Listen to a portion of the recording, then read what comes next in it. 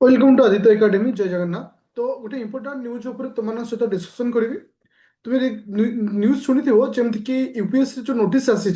तो किसी रूल परिवर्तन घटी। तुम जाच विगत किसी वर्ष धरी ओपीएससी यूपीएससी को 100% फॉलो करुच्छे से एग्जाम पैटर्न हो बा एग्जाम साइक्लिंग हो। जेहेतु यूपीएससी रे गोटे नुआ जिनस को आड करा तो मे बी एटा ओपीएससी रे विगत 2 वर्ष भितर डेफिनेटली तुमने देखा पाइब। जेहेतु ए जिनस कौन ए विषय डिटेल्स में वीडियो डिस्कशन करी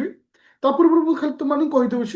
जे आम मानकर ब्याच जोटा कि पर्टिकुलर 26 प्री प्लस मैन रो स्टार्ट हो जाइए जोटा कि 2999 आसूसी से तुमको बहुत ओडिया और इंग्लिश क्लास दिज्व test series answer writing everything a class तुमने पाइपर जोटा कि प्ले स्टोर डाउनलोड कर आदित्य एकेडमी एप्लिकेशन।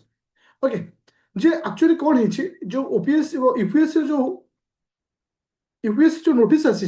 किसी परिवर्तन हो जमती कि जन जदि आईपीएस कैडेटर बा आईपीएस पोस्ट अच्छी से आउ थे एग्जाम दे पार ना आउ थे आईपीएस कहीं कैडेट को चेंज करने बार बार पिला एग्जाम दूसरी तो द्वारा कौन हो जो चाकरी पाई ना फिर सफर होती। सपोज जड़े ग्रुप ए रे चाकरी कर मन पसंद को पोस्ट पाई पारे से बार बार एग्जाम दूची तो ये प्रोब्लेम सहित तुम देखि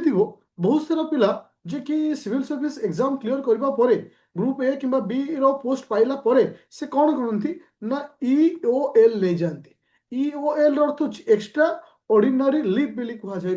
जोटा कि से ट्रेनिंग रे जॉइन करते बट से आउ गोटे वर्ष प्रिपेयर करते तो ये गोटे साइक्लिंग प्रोब्लेम हो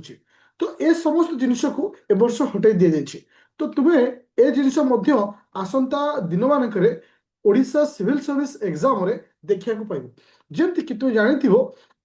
सपोज गोटे पिला 2025 आज सिविल सर्विस एग्जाम को क्लियर करुचे कौ पोस्ट रे ना ग्रुप बी से कौन करुच्ची ना ईओएल नहीं जीवो that means extra ordinary leave नहीं जाता नहीं कौन हुए ना ब्रेक नहीं आर वर्ष ट्रेनिंग करिवो तो से वर्ष से आउ थे प्रिपेयर हुए तो जोटा कि मे भी आगो को ये जिनस देखा न मिल पारे।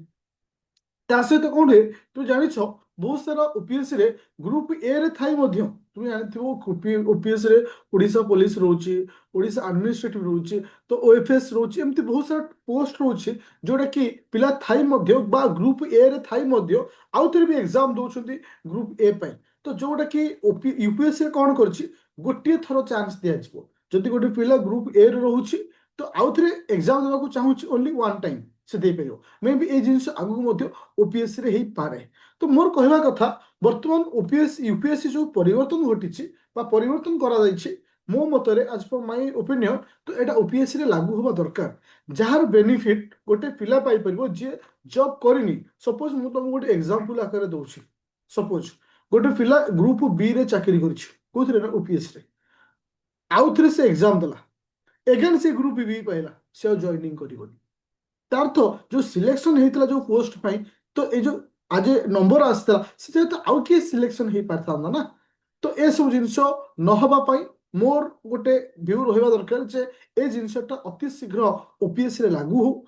आउ ता सहित एडिशनल किछि पॉइंट लागू जोटा कि गोटे पिला थले सिविल सर्विस एग्जाम क्लियर करूछि तो किछि क्राइटेरिया आसु जे से आउ एति थर दे परिवो कि को जिनस रहिबा दरकार तो तार परिवर्तन घटू जहाँ द्वारा गोटे नुआ पिला आउ गोटे से चांस पाई परिवो कहीं ना जेहेतु पोस्ट कम आसुछि जदि गोटे पिला जॉब रही बार बार गोटे पोस्ट पाई ट्राई करूछि तापर से जॉइनिंग करूनी बार बार ईएलओ निया जाउछि तो ए सब जिनस बहुत सारा इफेक्ट पड़ुछि कहा ऊपर ना न्यू कमर मानक ऊपर बा नुआ स्टूडेंट मानक ऊपर तो सेतिपाई मो मतरे जोटा कि परिवर्तन घटी यूपीएससी रे डेफिनेटली ओपीएससी रे परिवर्तनटा निहाती घटिबा दरकार और रिसेंट अपकमिंग ईयर रे हबा दरकार।